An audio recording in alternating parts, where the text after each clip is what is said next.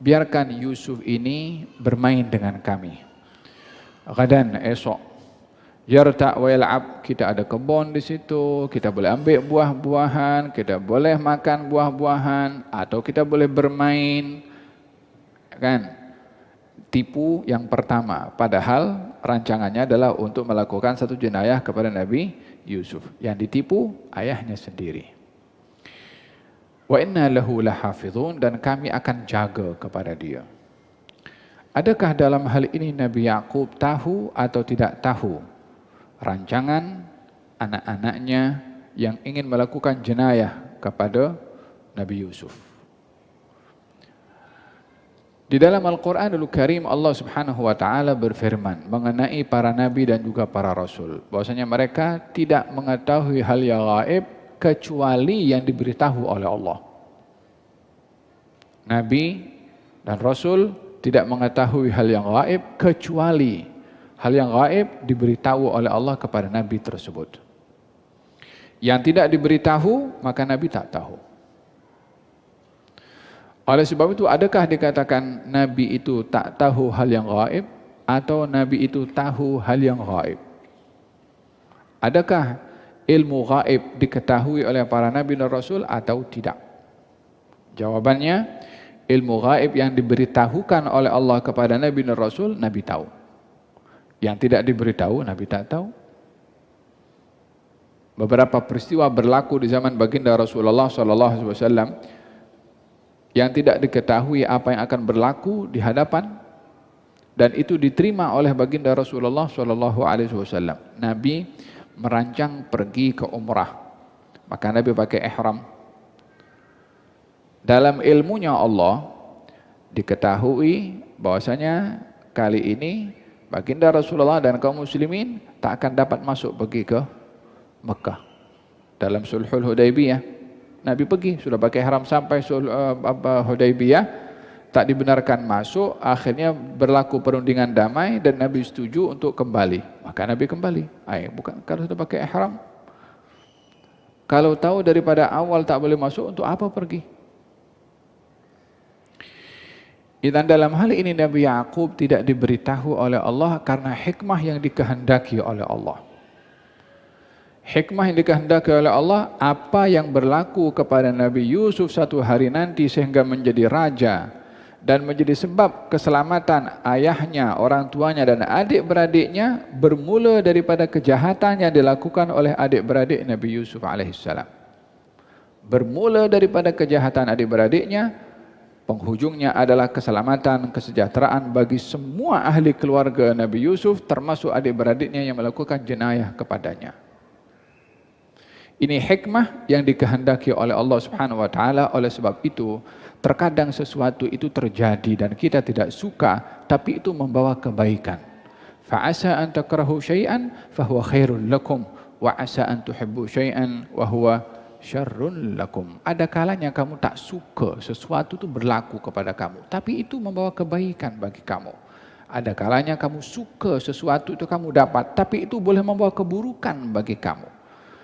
Antara kebaikan yang disimpan pada sesuatu yang berlaku kepada kita yang kita tidak suka, namun kebaikan itu disimpan oleh Allah dan hanya diketahui oleh Allah, maka kita mengharapkan kebaikan yang Allah simpan pada sesuatu yang tidak baik atau yang kita tidak suka berlaku kepada kita. Seperti mana kita risau sesuatu yang baik berlaku kepada kita, kalau penghujungnya tidak baik, risau perkara yang baik itu mengundang hal yang tidak baik. Dan bagi orang yang beriman akan berbaik sangka kepada Allah bila berhadapan dengan sesuatu yang tidak disukai berlaku kepadanya. Kata Imam Ali bin Muhammad bin Husain al-Habsyi, dia mengatakan, wa idza ta'akhkhara matlabun fala rubbama fi dzalika at-ta'khiri kullal matma'i.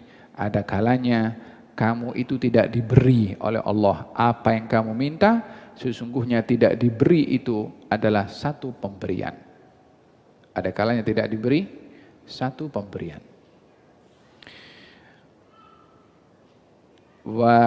Adik-beradik Nabi Yusuf alaihissalam ketika merancang sesuatu jenayah itu dan memberitahukan kepada ayahnya untuk bermain dan juga mengambil buah-buahan di ladang atau di kebun, rancangan itu tidak diketahui oleh Nabi Yakub dan Allah tidak memberitahunya kepada Nabi Yakub, karena kalau tahu tak akan diserahkan anaknya untuk dibawa oleh adik-beradiknya yang lain.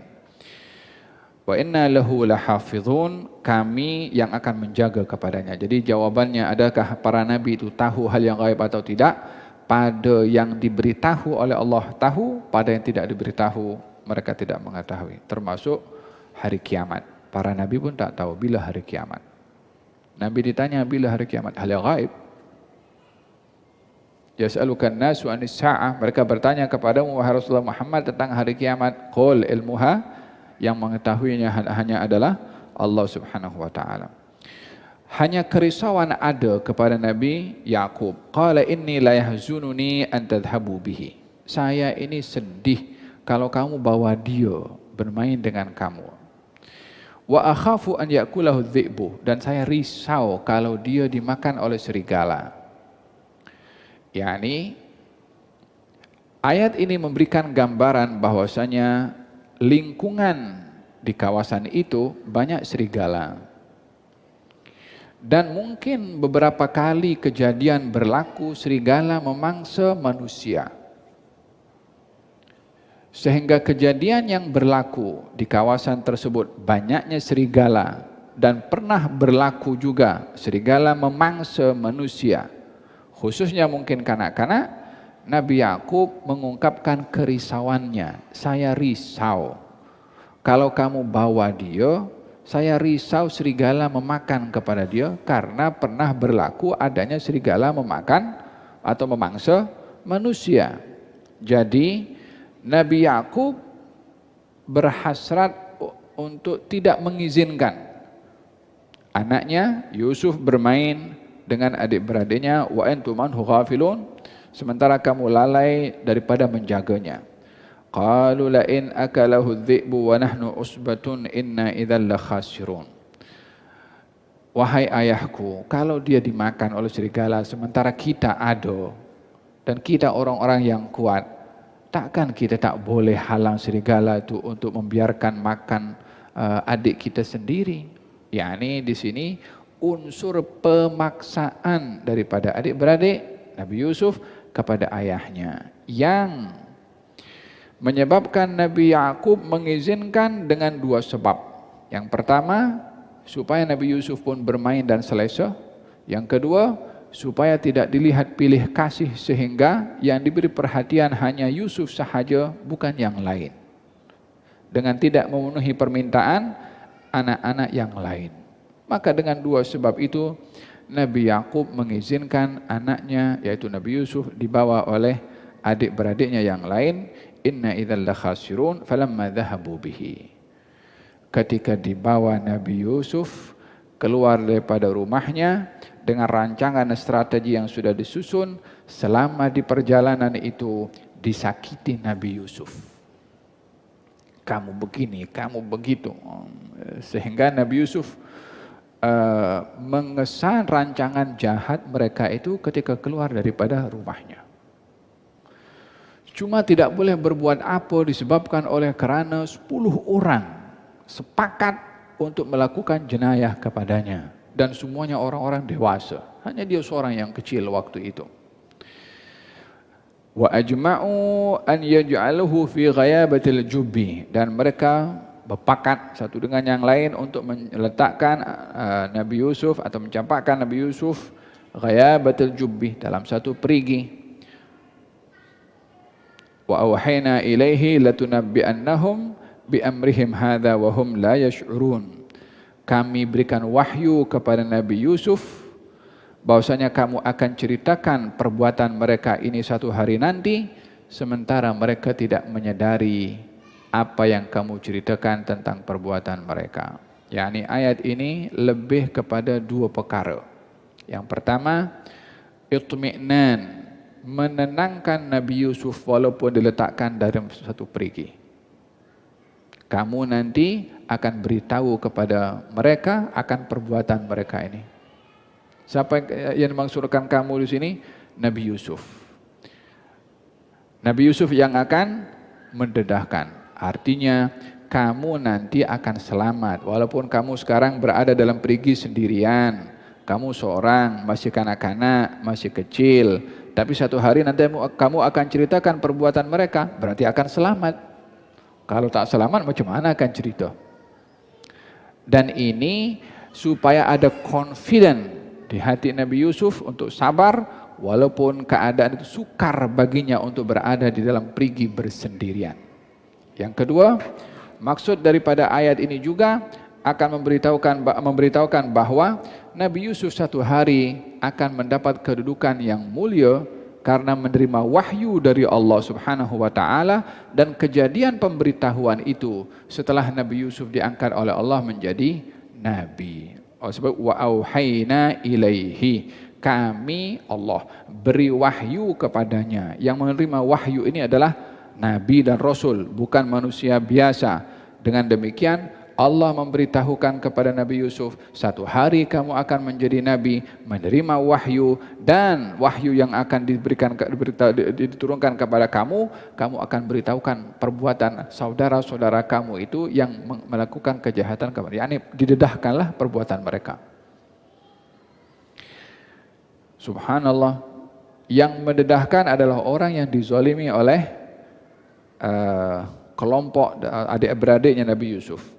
Wa wahayna ilaihi latunabbi'annahum bi amrihim hadza wa hum la yash'urun. Ayat ini juga mengandungi arti tasliyah, menghibur, seperti mana juga berlaku kepada baginda Rasulullah sallallahu alaihi wa ala alihi wasallam ketika berada di dalam gua bersama dengan Sayyidina Abu Bakar Siddiq radhiyallahu anhu wa ardhah, ketika berhijrah dan dikejar oleh kaum musyrikin sampai kaum musyrikin itu naik ke atas gunung Jabal Thur. Kalau gunung Gua Hira namanya Jabal Nur. Gua yang Nabi bersembunyi namanya Gua Thur. Kena tahu, jadi di sana Mekah tu ada gunung-gunung yang namanya macam-macam, jadi tanda macam signboard. Pernah naik Jabal Thur? Subhanallah. Dulu itu ada ilmu namanya ilmu al-qaffah.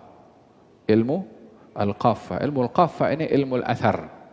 Orang boleh tahu tapak kaki orang. Nabi itu waktu berhijrah, beliau tidak langsung pergi ke Madinah, sembunyi 3 hari di gua. Kaum musyrikin mencari. Ketika mencari, dia guna orang yang pakar dengan ilmu tapak kaki, namanya ilmu al-qaffah. Oleh sebab itu, kenapa mereka ketika mencari Nabi itu sampai kepada atas gunung Jabal Thur. Setinggi itu gunung itu. Kita nak naik situ 2 jam mungkin kita boleh.